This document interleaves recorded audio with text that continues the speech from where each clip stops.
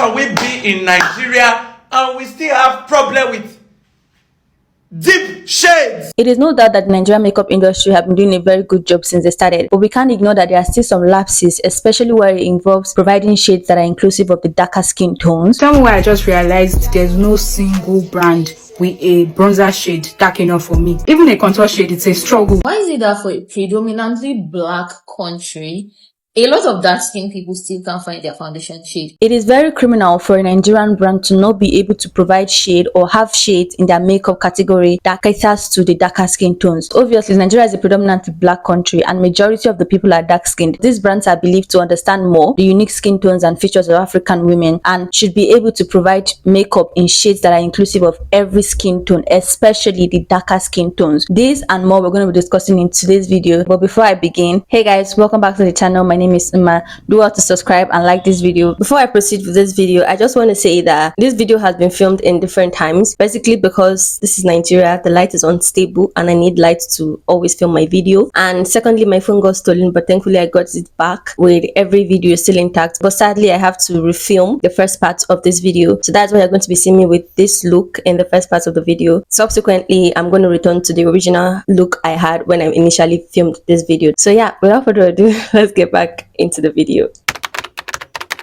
I think the word inclusivity has been so rampantly used that some brands have lost what it truly means. So let's refresh our memory, shall we? Basically, inclusivity is the practice or policy of providing equal access to opportunities and resources for people who might otherwise be excluded or marginalized. But for the sake of this video, let's look at what inclusivity means from the beauty perspective. Inclusivity in the global beauty industry means creating products, marketing, and representation that cater to and celebrate a wide range of skin tones, hair textures, body types, ethnicities, genders, and abilities, ensuring everyone feels seen, heard, and valued. So essentially, we see that inclusivity is meant to be seen in product creation, in marketing, and in representation as well, not just in one aspect. And this article on LinkedIn by Kisha G further highlights this by saying, why brands are making progress. True inclusivity goes beyond simply adding more shades to a product line. True inclusivity means representing people from all walks of life. However, in today's video, we are going to be dwelling on just one part of inclusivity in the beauty industry, which is product ranges, because before we even go further to talk about marketing and representation, we have to talk about the most important, which is the products in different ranges and shades, which is something that is obviously very lacking and is the reason why I'm making this video. So what does inclusivity in product ranges mean? It simply means offering products that cater to a broad array of skin tones, hair textures, and the others. But specifically for makeup, it implies creating makeup shades that suit a wide range of complexions. But beyond just suiting a wide range of complexions, there's an important quality that makeup products are meant to have, which is undertones. So let's briefly just talk about what undertones mean. So undertone basically means the tone beneath your skin. It's that simple. Basically, there are three different types of undertones. There's the warm undertone, there's the cool undertone, and there's the neutral undertone. The warm undertone is basically characterized by having a yellow or golden hue. The cool undertone is characterized by having a pink, a blue, or a red hue. And the neutral undertone is just a mixture of the both. When you don't have a distinct warm or cool undertone, you are said to have a neutral undertone. If you'd like to know more about undertones, or you like to check which undertone you have, you can basically browse on Google or watch a couple of YouTube videos. I'm going to leave some in the description so that you can go through them. Now let's talk the rise of Nigerian makeup brands. Nigerian makeup brands arose with the intention of providing makeup that caters to the unique skin tones and features of African women. They are believed to better understand the kind of skin that Africans, Nigerians have. But more than that, these brands are also believed to be more affordable, more inclusive, and more accessible. And all of this we have seen to be true to an extent. When we talk about accessibility and affordability, these brands have it, because we see that the prices of Nigerian makeup products are significantly lower than that of the international brands. A bottle of Fenty Beauty foundation costs 77,000 Nigerian naira, a very wide margin when compared to a bottle of In My Skin foundation by Nuban Beauty, which is sold for 17,500 naira. And it is no surprise that we see this huge difference in price, because when you consider shipping costs, custom duties, and the outrageous exchange rate, you obviously understand why the international makeup products are going to be more expensive than the Nigerian brands. When we talk about accessibility, we also see that these Nigerian brands have it, because these makeup products are obviously more accessible to Nigerians, especially when you want a diverse range of products. You can find them in literally any store within Nigeria. We have the online stores. You can chat these brands up on Instagram. You can basically basically walk into any of these stores around you. That is how accessible these makeup products have become. But when we talk about representation and inclusivity, we see that this is where many of these Nigerian brands are lacking, especially where it concerns very important makeup products like foundation, bronzers, contours, and even concealer palettes. But I won't be talking about concealer palettes in this video. We're going to be focusing on the foundation, the contours, and the bronzers. Let's watch some TikTok videos. Why is it that for a predominantly black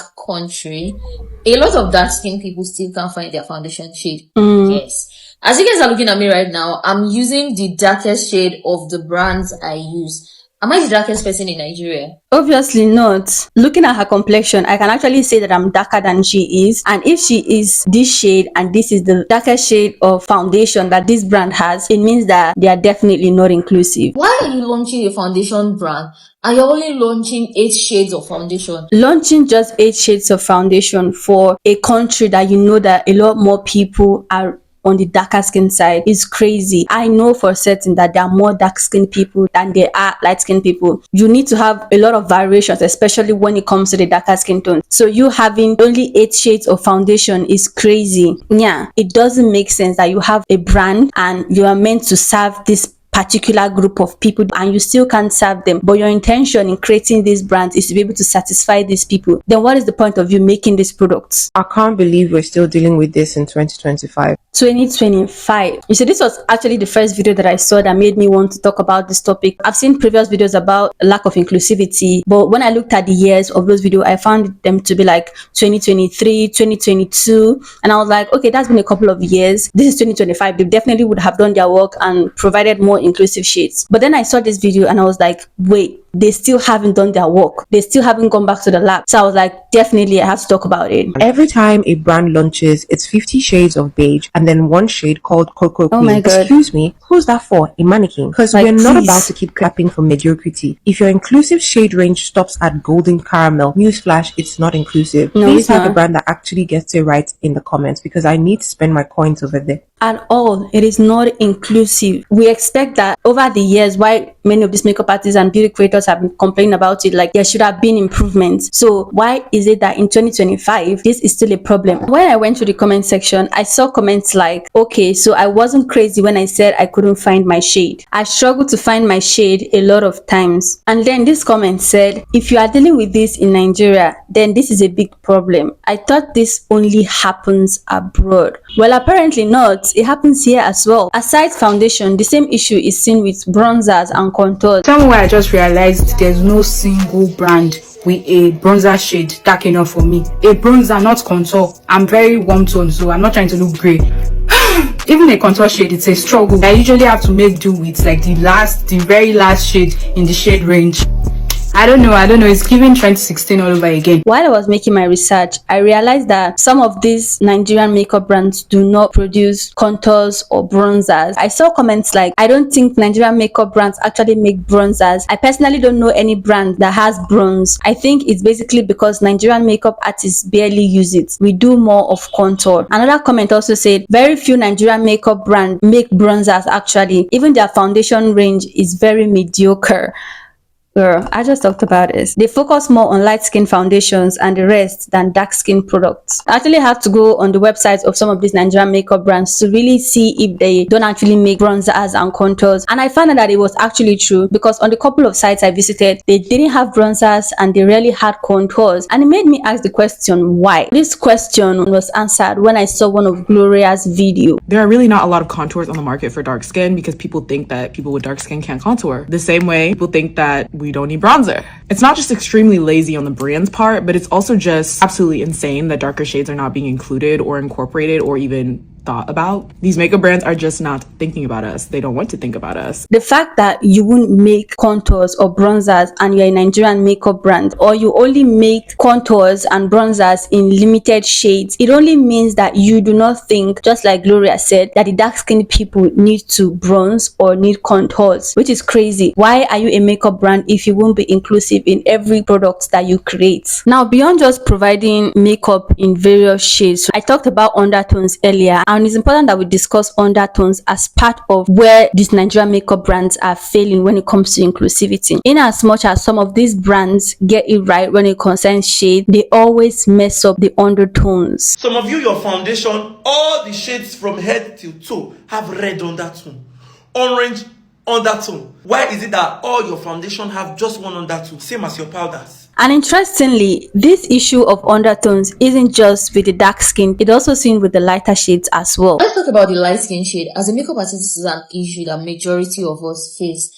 Every Nigerian light skin does not have yellow undertone. Why is the foundation always yellow? Baby, baby, baby, would you really go ahead and go ahead, and would you go ahead and go ahead, and would you go ahead and go ahead and go ahead, and would you go ahead and just go ahead and cry, cry?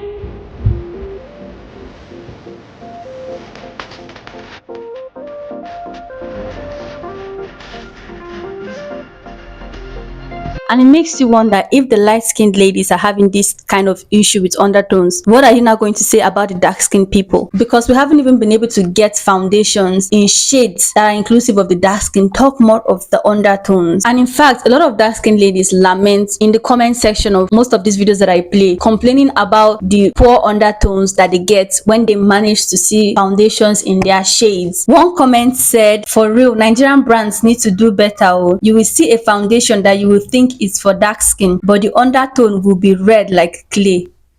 Another comment said, "And the foundation is always cool toned, so annoying." And sadly, all the girls just want is good products that are inclusive of them. Help a girl out. Like, I'm ready to buy. Some of these brands, I feel, fail to deliver on this because they feel like when they produce products of this quality and products that are this inclusive, people won't be able to pay for such quality, or people won't be able to afford the prices. But the truth is that many beauty creators, many makeup artists would rather spend their money on quality, even if the brands that give them this quality and this inclusivity are more on the expensive side. Honestly, big shout out to the few brands that has done their research. Like, you will know that these people actually put in the work, and these brands are the one that they are actually expensive. But you know, the good thing is, as expensive as they are, people see how good these products are, so people are going to buy it. Once people notice that, oh, this product is us, you see those expensive ones you consider as expensive, that will be the next one they are going to move